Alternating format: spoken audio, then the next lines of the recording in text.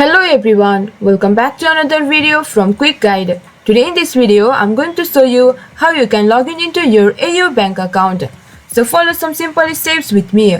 Open your web browser and in the search bar, search for AU bank login. And as the search result, you can see on the first option, click on it, AU. And as the search result, you can see the option, click on first one.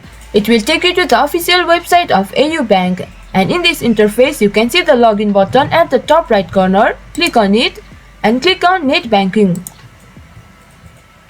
And it will take you to the login portal of AU bank. Over here, enter the username of your account. And in the password section, enter the password of your account. Now over here, enter the captcha code over here enter the captcha code. Once you do that, click on login. You will be logged into your AU bank account. And in case if you guys forgot your username or password, you guys can reset it by clicking over here, forgot username or forgot password. And if you want to create an account on AU bank, you can click here on register. So this was for this video. Hope you guys understand